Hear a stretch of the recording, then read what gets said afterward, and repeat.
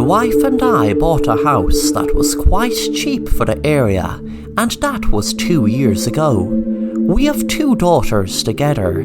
At first, everything was fine, and nothing out of the ordinary ever happened. Then one day we would find every chair, pot, jar and other household objects all divided into 2 corners. One corner of the household objects had a red mark on them, while the other half of household objects had a blue mark.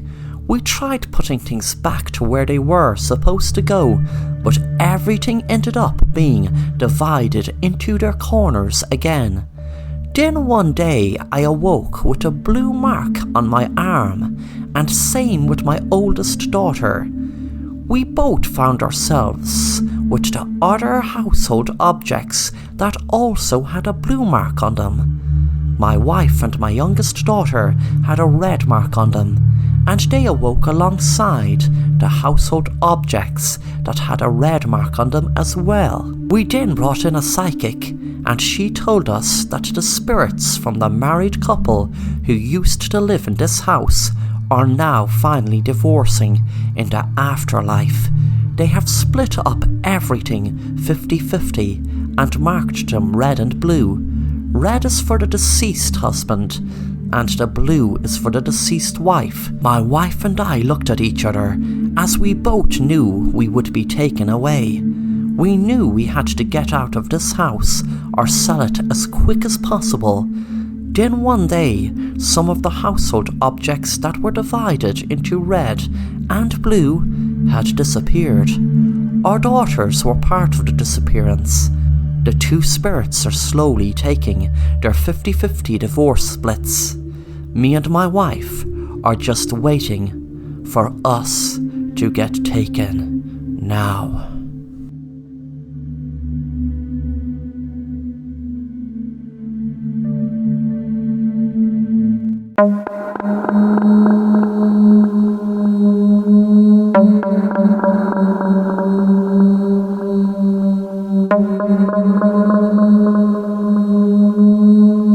Jack was a criminal into all sorts of criminal activity. He was in court for so many different crimes. He spent 10 years in prison, but since he was released, he didn't get reformed. He just got better at not being caught for whatever crimes he committed. During his last court appearance, the judge had told him that if he keeps getting arrested, he will be put into prison for good. One night Jack was trying to rob a bank, but then it went horribly wrong, and he ended up shooting a police officer. He knew it was the death penalty for capital punishment. While he was waiting on death row, there were several groups against the death penalty and wanting to ban it outright.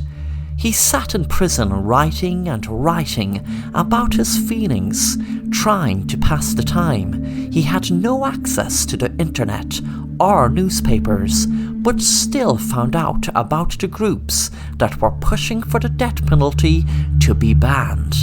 It was a prison warden on death row told him the first day it was finalized, he would not be getting the death penalty.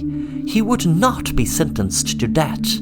He was relieved, but then felt even sicker, knowing he would be locked up in a prison for years and years until he finally died. He wondered how he would stay sane. To his surprise, one day, a man in a suit opened his cell and said to him, "Hello, Jack. My name is Terry. I am the head of New Beginnings. I am the leader of the group that has successfully banned the death penalty. You are the first person we are trying the alternate punishment out on. You just need to go through a quick operation, and then you are free to go out into the outside world." Jack couldn't believe his ears and knew there must have been a catch. The next day he was lying in a room with doctors all around him, and when he woke up, the doctor said, "Hi Jack, your procedure is done and you are free to go." Jack asked what was the catch, and they told him, "You will see, but don't worry Jack, you won't be hurt and you won't ever get locked up again." When Jack left the room, none of the officers acknowledged him or said goodbye or good luck. When he was walking down the street, no one acknowledged him. It wasn't until he tried to make a phone call from when he was home he found something strange. No matter what number he rang or text he tried writing, nothing happened. He knocked at his friend's door. There was no answer.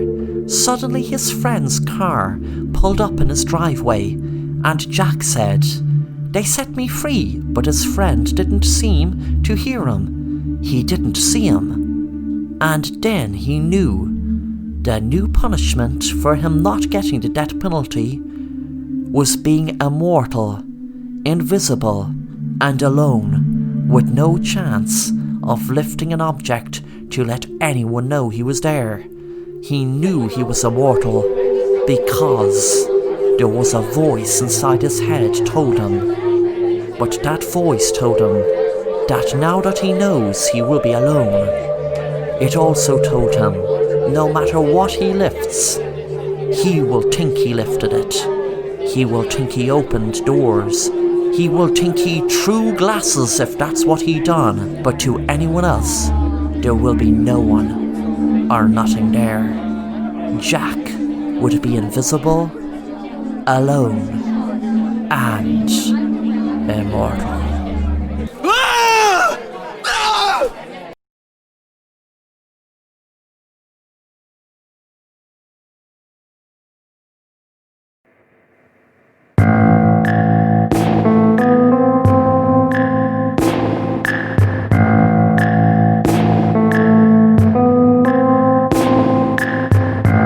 Sam was on social media for a few years now, but didn't get half of the views he would have liked.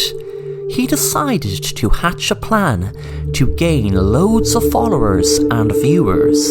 His plan consisted of him driving a taxi that he usually does, but something different for a live stream. He rigged the taxi with lots of cameras to film his customers.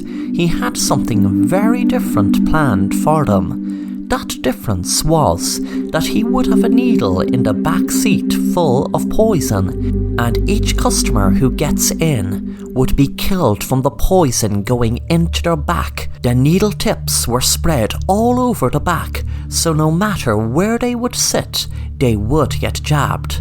He murdered about 10 people when his live stream went up to about 100,000 views. The local sheriff of Sam's town got tipped off after the 5th person was killed, so he was tracking the car by people giving tips of what was in the background of the live stream, giving away where it was originating from, even though Sam was constantly on the move apart from stopping for customers. The viewers helping the police eventually knew Sam seemed to be driving to his house. A while later there was a SWAT team outside Sam's house, and they knew from the live stream he was in the garage. He could see he was holding a gun up to people, and the SWAT team broke the garage door down and shouted, "Stop!" Sam jumped with fright, and one of the police officers' guns went off and shot Sam between the eyes. Then 10 of his victims came out shouting and screaming. The detective was relieved the poison in the needle didn't kill them, but must have just put them to sleep. Then things got worse than he could ever have imagined. When one of the people said, "Oh my God, why did you shoot Sam?